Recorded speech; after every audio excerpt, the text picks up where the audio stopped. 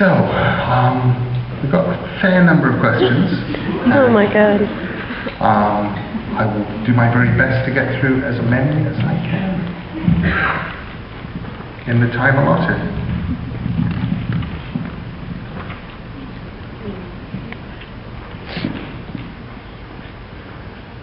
What was the best part of your trip to China? And what was the worst? Besides a broken finger. Let's see. The best part. There were a couple of best parts. They were all just sort of... really, for me, the best part were the points where I thought it sort of started heading off into a story. I was actually in China to research.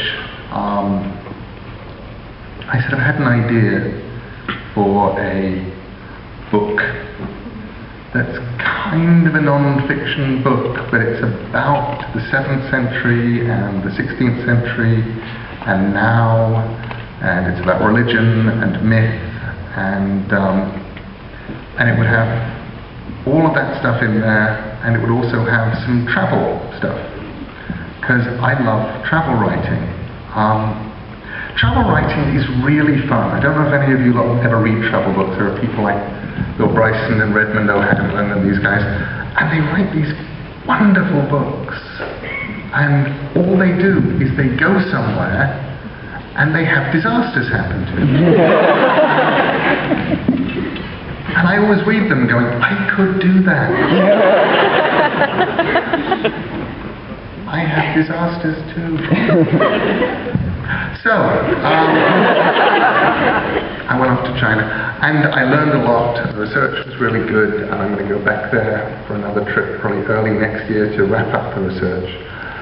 But the moments that were the most memorable for me were probably the moments where I had things happen or wound up in scenarios that were the kinds of places that stories start in your head, or at least in mine.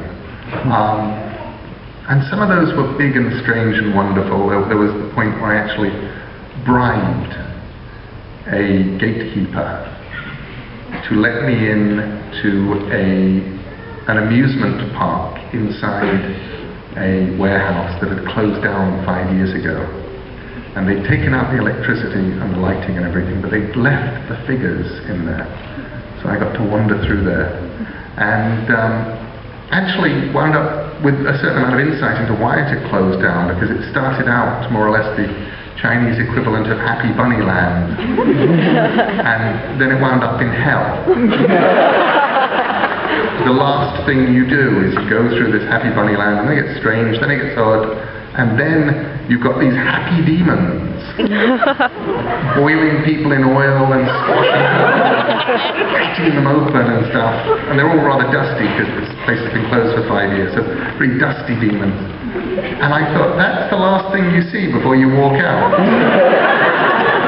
I cannot imagine any little kid in the whole of China turned to mum and dad and said, when are we coming back?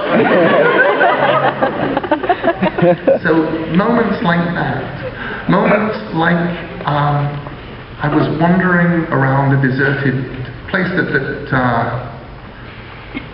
1,000 years ago had been a Buddhist temple, and now was just a heap of dried red mud, a sort of large archaeological site, out of which most of the good stuff had long since been plundered.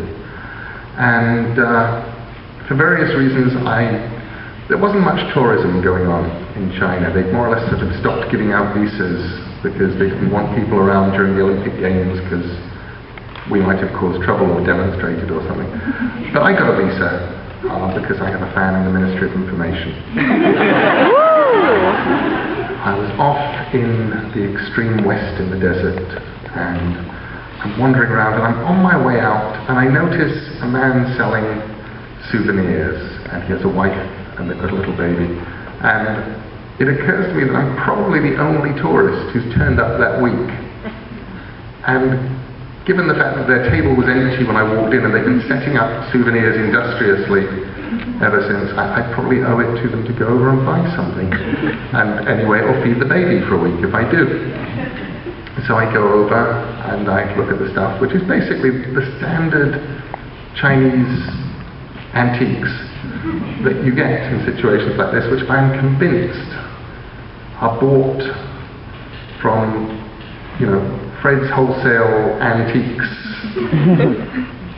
somewhere in Hong Kong and shipped out all over China, and there's people just making these things because they're exactly the same everywhere you go, and they're all not antique. And I looked at stuff, and I wasn't really anything particularly impressive there, and I'm just sort of resigned to spending my money on something or other, when the guy looks around and he kneels down, he pulls a box out from under his table, and there were things on the box wrapped in newspaper, and he showed me a chain of coins that he'd found, and it actually looked really old. It was the first old antique that I'd actually seen. You know, because you can get into enormous trouble taking actual antiques out of China. And he pulled out peach stones, old peach stones he'd found, and an old Buddha. I'm really not interested. So he pulls out another newspaper and he shows me the prize of his collection. He carefully unwraps something that's very obviously the top half of a human arm. It's about 800 years old, and offers it to me. And I said no. Because I figure if they're grumpy about you taking things over 75 years outside of China, they probably even touch your other body parts, and really I don't need checking them out. But it was the kind of thing that for the rest of my journey around China, I would think every now and again that a story about the poor person actually did say yes, and bought the arm, and what happened there. The worst moment,